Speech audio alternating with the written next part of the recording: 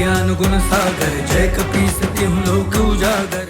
ये कोई साधारण अपराध नहीं है, महा अपराध किया है हनुमान ने।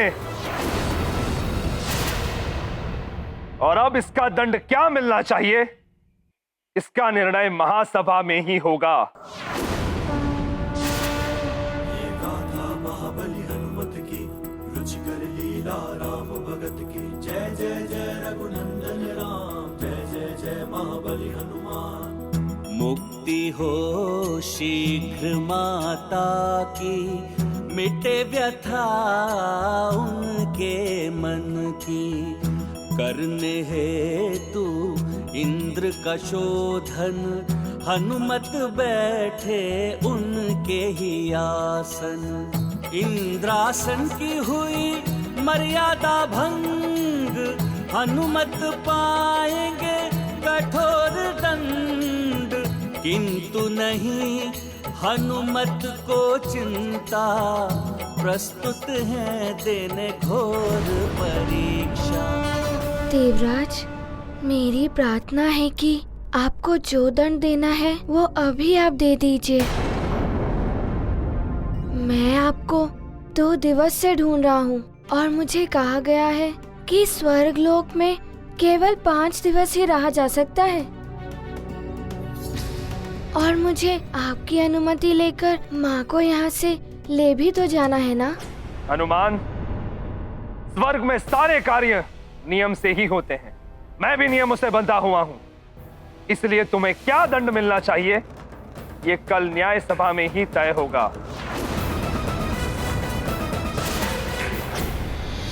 एक और दिन समाप्त। अब कल का दिन निकलेगा न्याय सभा की कार्यवाही में। आगे भी ऐसा ही कुछ करके तुम्हारे 5 दिन निकलवा दूंगी मैं हनुमान। अंजना को यहाँ से नहीं ले जाने दूंगी मैं।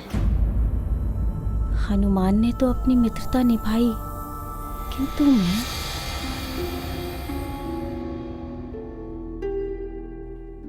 बहुत अच्छा अभिनय किया तुमने जयंत। हनुमान को अपराध के लिए उकसाया और फिर घड़ियाली आंसू बहाकर उसे अपने पक्ष में बोलने के लिए विवश कर दिया।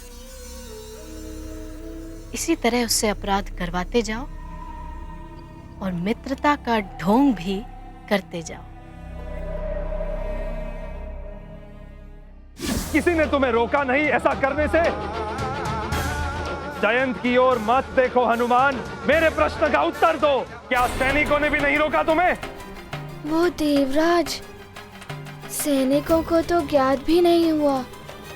मैं वहाँ से छुप छुप कर भीतर चला आया। प्रतीत होता है कि ये भी हनुमान के प्रति द्रवित हो रहा है। जयंत, भूत के पांव पालने में ही दिखाई देने लगते हैं और मैं देख रही हूँ कि तुम में देवराज बनने के सारे गुण हैं। एक अच्छे राजनीतिज्ञ को ये करना पड़ता है और तुमने अपने कार्य को बड़ी निपुणता के साथ किया है।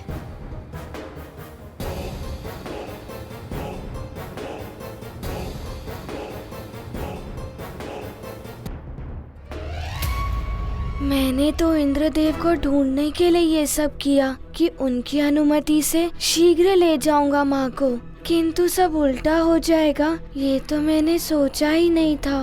क्या हुआ हनुमान? माता की चिंता लगी हुई है। हनुमान, चिंता तो अब तुम्हें ये करनी चाहिए कि यदि तुम्हारी माता को तुम्हारे इंद्रासन पर बैठने के बारे में पता चला तो क्या होगा?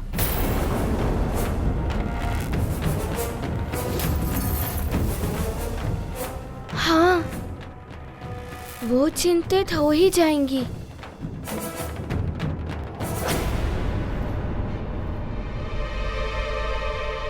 हाँ, मैं अभी उन्हें जाकर सब बता देता हूँ।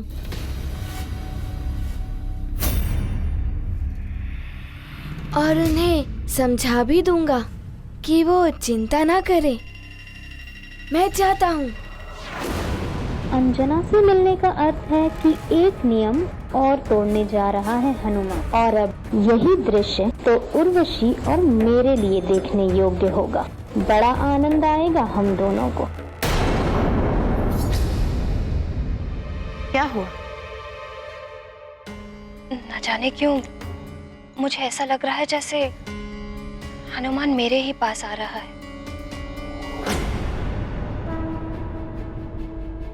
ये तो सच में ही हनुमान आ रहा है।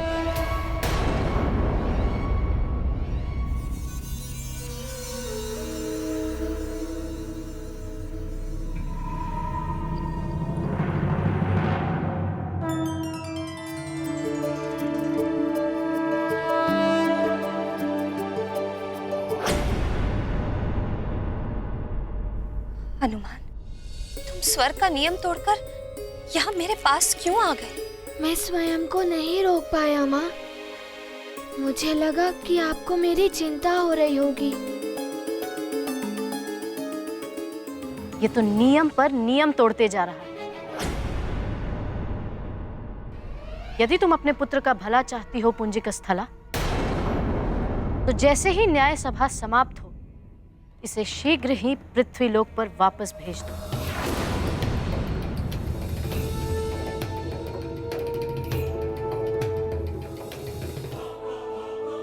पुत्र हनुमान, तुम समझते क्यों नहीं? तुम मेरे लिए अपराध पर अपराध किए जा रहे हो। वचन दो मुझे, न्याय सभा का निर्णय हो जाने के पश्चात तुम शीघ्र ही यहाँ से लौट जाओगे। माँ, मैं लौटूंगा तो आपको साथ लेकर ही लौटूंगा। हठ मत करो हनुमान, तुम्हें अकेले ही जाना होगा। किंतु माँ, बस अब जो मैं कह रही हूँ वही तुम करोगे। स्वर्ग के नियम तोड़कर तुम पहले ही अपराध कर चुके हो, उसका दंड तुम भोगोगे और पीड़ा मुझे हो। अब उचित यही होगा कि न्याय सभा के पश्चात तुम वापस लौट जाओ अपने पिताश्री के पास। माँ, मैं सुमेरु पिताश्री के पास लौट तो जाऊंगा, किंतु आपको साथ लेकर मैं जानता हूँ कि आपकी सबसे बड़ी पीड़ा होगी मेरा विछोह, और मेरे लिए भी हर दंड से बड़ा दंड होगा आपसे दूर होना। माँ, माँ, क्या आपका हृदय नहीं कह रहा है कि आपका पुत्र हनुमान आपको यहाँ से ले जाए? माँ, आपको मुझ पर भरोसा है ना?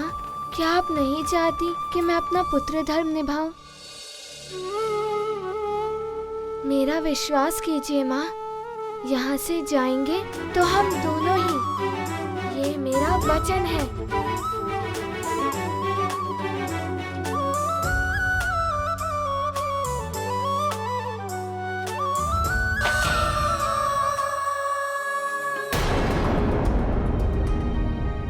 देवराज,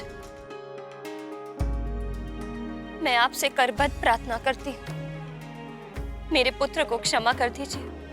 पुंजिक स्थला, तुम पुत्र मोह में पड़कर अप्सरा धर्म का उल्लंघन कर रही हो।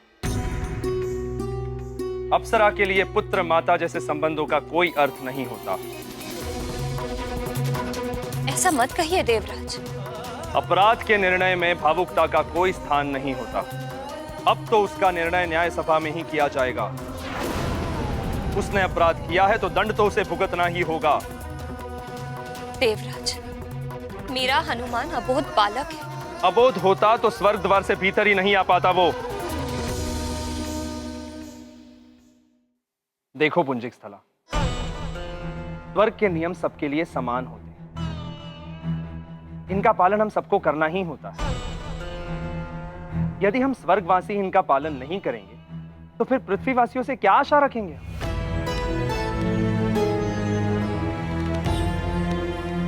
अब तो क्षमा हो या दंड, जो भी होगा न्याय सभा में ही होगा।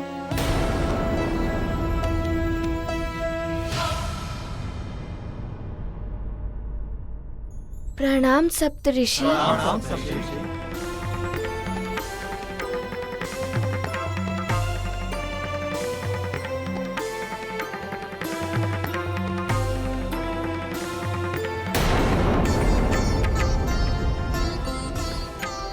हनुमान, तुमने जो भी किया है हमें सब ज्ञात हुआ है। क्या तुम ये स्वीकार करते हो कि तुमसे यह अपराध हुआ है?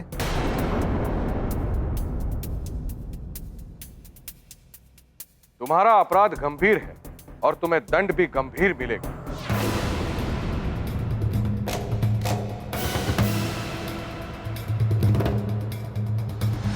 मैंने जो कुछ भी किया है उसका उद्देश्य है मेरी माँ की मुक्ति।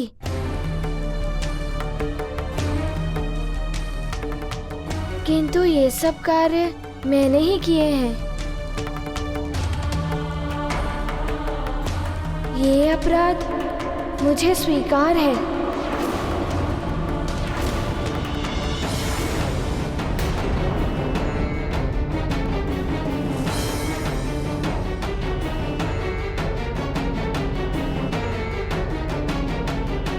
इसे इसी क्षण स्वर्ग लोक से निष्कासित कर देना चाहिए।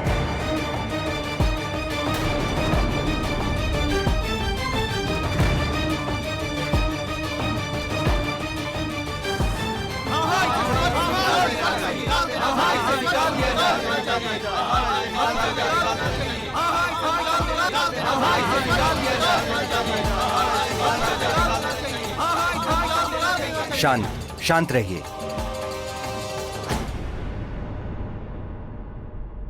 हनुमान ने इंद्रपद की गरिमा से परिहास किया है। इंद्रदेव के अधिकार के क्षेत्र में हस्तक्षेप किया है। इंद्रासन की मर्यादा को भंग किया है।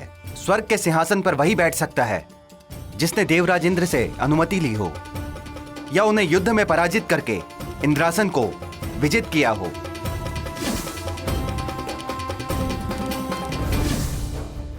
किंतु हनुमान ने ना तो देवराज इंद्र से अनुमति ली है और ना ही उनसे युद्ध करके उन्हें पराजित किया है। इसलिए हनुमान दंड के पात्र हैं।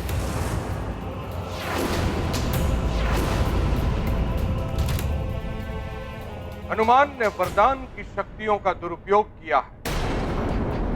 स्वर्ग दरबार के रक्षकों से बचने के लिए हनुमान ने लघु रूप धारण करके अनधिकृत प्रवेश किया।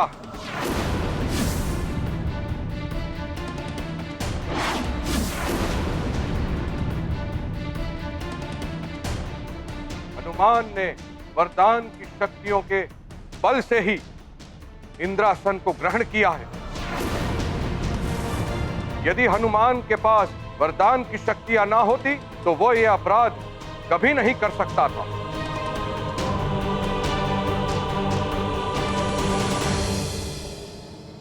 अतः सर्वसम्मति से हम सभी ने यह निर्णय लिया है कि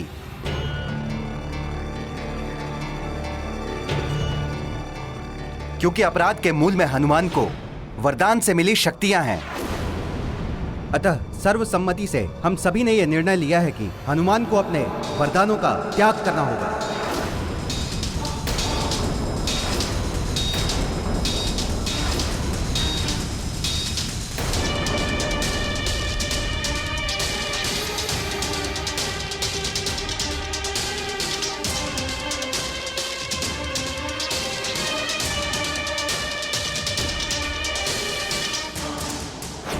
आप सब पूजनीय ऋषिगणों का आदेश मुझे मान्य है।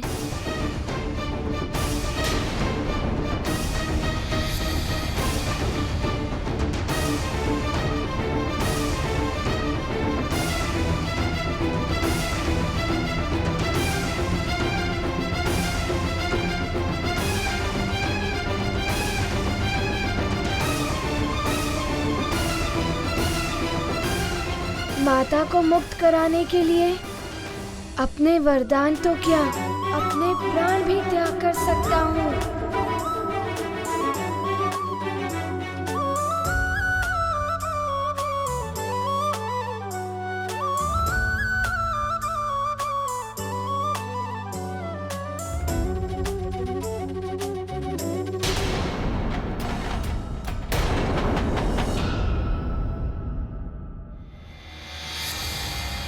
नहीं पुत्र, तुम्हारी ये वरदानी शक्तियां संसार के कल्याण के लिए आवश्यक है।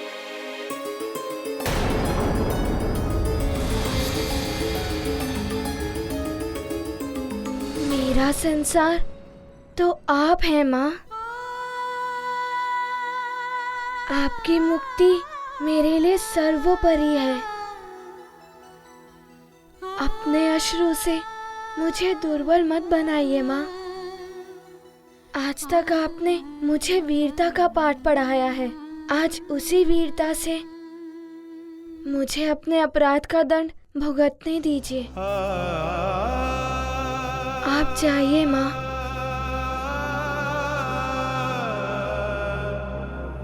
मुझे दुर्बल मत कीजिए माँ। आप जाइए।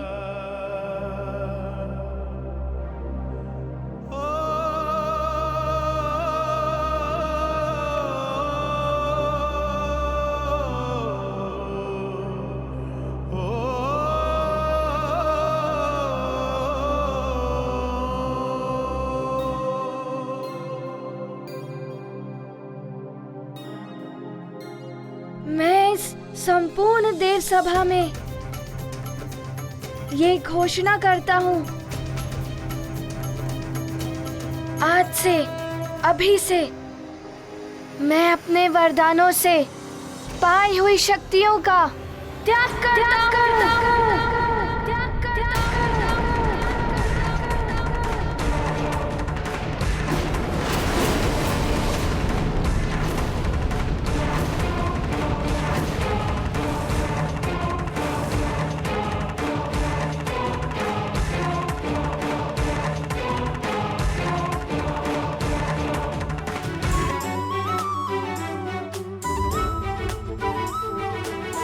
मैं देवराज इंद्र तुम्हें वरदान देता हूं, आज से किसी भी वज्र का कोई भी प्रभाव तुम पर नहीं पड़ेगा।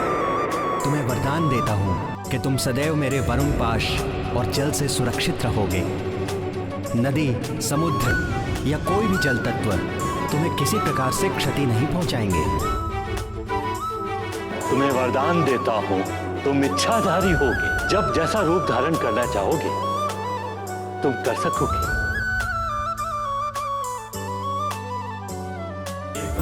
महाबली हनुमत की रुचिकर लीला राम भगत की। जय जय जय रघुनंदन राम, जय जय जय महाबली हनुमान। वरदानों का करते हैं दान, हनुमत का यह त्याग महान।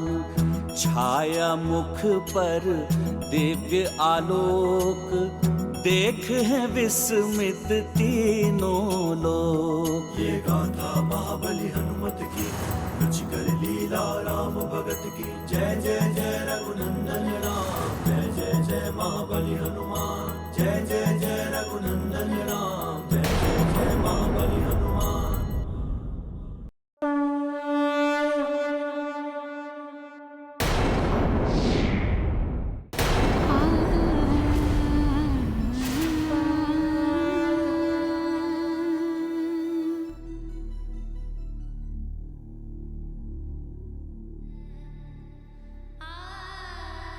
माँ,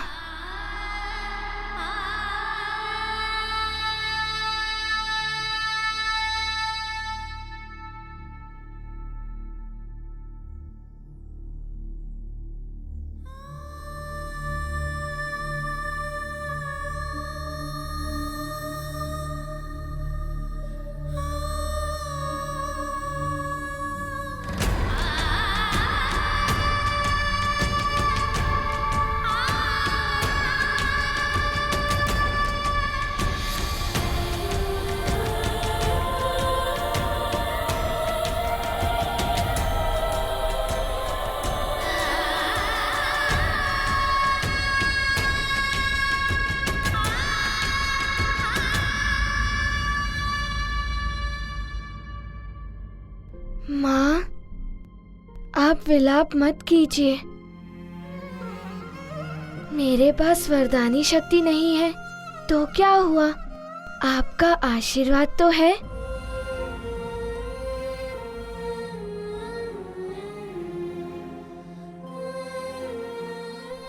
के आशीर्वाद से बड़ा इस संसार में कुछ भी नहीं।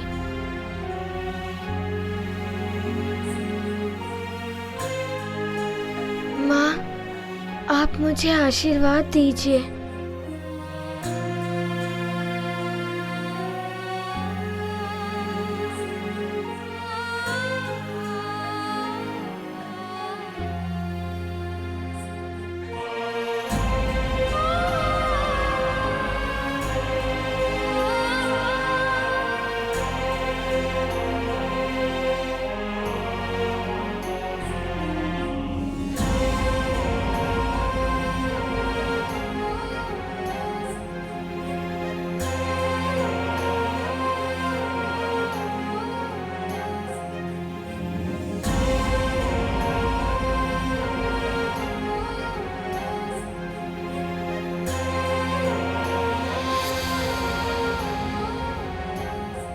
प्रणाम माँ।